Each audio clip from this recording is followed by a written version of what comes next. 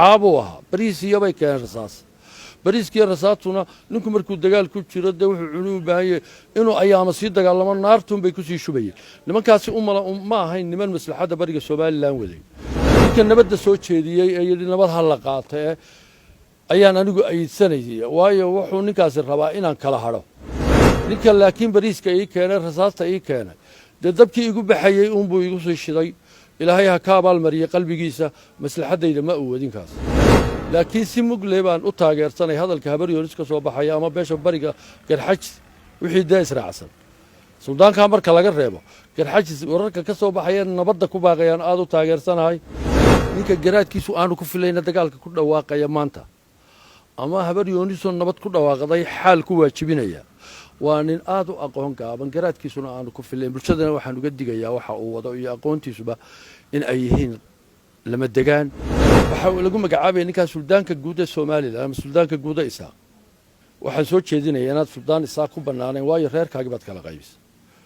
ninka reerkoodii kala qaybina habar jeclana u danayn maayo aad baan u dhaliilayaa hadalkaagii hadal suldaanna ma ahayn si mugle waxaan u qaadanaynaa nabadda ninka colaadda wada si uu u soo baxo ayaanaanu nabadda u qaadanaynaa haddii dagaal ay ka door bidaan dee dadkan aanu ishaynay huwantahay taasi jawaabta aanu ka bixinayno cidna kala tashan mayno way caddahay hadalladii kala duwanaa ee salaadiinta ka soo baxayay qaar baa dagaal ku baaqayay qaar baa nabad ku baaqayay adigu say kula muuqataa nin walba ilaahay garaadkiisa ayuu ilaahay garaad buu siiyey nin walba dheeg maxamed yaasiin baa gabiyeyo isagoo ka galbiyaya abuurta ilaahay ayaa wuxuu yidhi duudkii nebi aadan dadkii ka farcamay isagoo isku dir ah oo duqwada dhalay allaha daayina damciga iyo ra'yiga iyo dookha iyo midabkaba u kala duway oo dadkiisa ruuxba aynu daabacay ninka garaadkiisu aanu ku filayna dagaalka ku dhawaaqaya maanta ama habar yoonis oo nabad ku dhawaaqday xaal ku waajibinaya waa nin aad u aqoon gaaban garaadkiisuna aanu ku filayn bulshadana waxaan uga digayaa waxa uu wado iyo aqoontiisuba in ay yihiin lama degaan aragtidiisuna ay dadka ay kala duwan tahay oo nin fooq saaran iyo dhulka taagan aanu isu nahayo ninka fooqa saaran dee wuxuu arkayaa bukhleeye ninka dee dhulka taagan sakadan ka soo horjeeda ma arko dadku sidaasay u kala garaad weyn yihiin markaa suldaanka ku dhawaaqay inay habar yoonis xaal bixiso ama xal ku waajibay waxaan leeyahay sandaladana iscasil bulshadana koofiyadda u dhig aqoonta noocaasina dee xaalba kuma waajibo nin nabad ku dhawaaqay ama bulshada wanaag u horseeday waayo macruufkii buu soo gelaya ninka macruufkii dee ka dhigay waxaan sharciga ku bannaanayn ha ahaado suldaanka galbeed ku kala firqiyey bulshada suldaan daawud bahamiya magaciisu waxa uu lagu magacaabay ninka suldaanka guud ee Soomaaliland ama suldaanka guud ee Isaaq waxaanu u muuqdaa codkiisii mid habar yoonis kala qaybinayo garxajis iyo kala qaybinaya ciida gale arintaasoo tolkii uu ku kala qaybiyay waxaan leeyahay waxay ka duminaysaa magacii aad sheeganaysay ba dhaliil ku tahay ama aanad u qalmin inaad noqoto suldaan beesha isku wadi kara magaca suldaan haddii aanad hadalka xaal ka bixinaynin waxaan soo jeedinayaa inaad suldaan Isaaq ku banaaneen waayo reerkaaga baad kala qaybisay ninka reerkoodii kala qaybina habar jeclana u danayn maayo aad baan u dhaliilayaa hadalkaagii hadal suldaanna ma ahayn bulshada maslaxadeeda ka shaqeeyo isku wad baan kuu soo jeedinayaa taladaas laba qoloba dee waxay sameeyeen baaqii ama shirkii go'aamadii bariga Soomaaliland ka soo baxay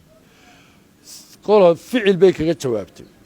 ficilkoodu wuxuu ahaa mid jahannamo ku jahaynaya beesha bariga Soomaaliland xaabuha bariisiyo bay keeneen rasaas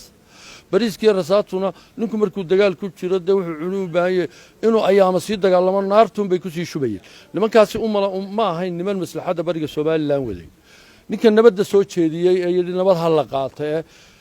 ayaan anigu ayidsanayay waayo wuxuu ninkaasi rabaa inaan kala haro ninka laakiin bariiska ay keenay rasaasta ay keenay dabkii igu baxayay buu igu soo shiday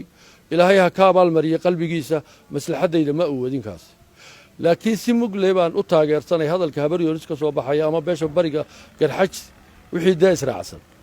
suldaanka marka laga reebo garxajis wararka ka soo baxay nabadda ku baaqayaan aad u taageersanahay waxaan leeyahay ilaahay ma uu amaanin dagaal ilaahay ma uu amaanin maslaxad dagaal ku jirtaana ma jirto wixii qofkuna alwalaa walbaraa buu leeyahay qofka hadduu diin leeyahay waa inuu waxna ilaahay dartii u jeclaado waxna ilaahay dartii u naco waxaan soo jeedinayaa ma bannaana dhiig islaam walaalaha aynu sayno waxaan ugu baaqayaa sidii miidiyaaba ay ka sheegeen nabaddii aanu ku dhawaaqnay bay nala qaateen waxaanu si mugla u taageeraynaa nabaddaas cid ka hor iman kartaana haddaan ahay ugaaskii bariga beelaha somalilan anoo afkii salaadiinta iyo afkii guddidaba ku hadlaaya si mugla waxaanu u qaadanaynaa nabadda ninka colaadda wadaa si uu u soo baxo ayaanaanu nabadda u qaadanaynaa haddii dagaal ay ka door bidaan dee dadkan aanu ishaynay huwantahay taasi jawaabta aanu ka bixinayno cidna kala tashan mayno way caddahay laakiin waxaanu awalan taageeraynaa nabadda waayo ninka gobta ahi nabadduu qaataa ninka sharciga yaqaan nabadduu qaataa ninka bulshada maslaxadeeda wadaa nabadduu qaataa fidmada waxa ku degdega nimaan garaadkiisu ku filayn ama aan aqoon diimeed lahayn bulshada waxaanu soo jeedinayaa nabad baanu ku baaqaynaa waan diyaar baanu u nahay dagaalka beelaha ee lagu dhawaaqayna xagga yaga waanu ka joojinnay cid dagaalamaysaana ma jirto xaggaana waa laga joojiyey nabad baanu qaadanaynaa ciddii colaadda waday haddii ay tahay xukuumadda iyo haddii ay tahay cid kaleba ha caddaato annagu kumaanaan duulibaadahayn beelaha jaarkaa kumaanaan duulayn waanaanu dhammaynay hadalka ciddii ku duulaysa ha caddaato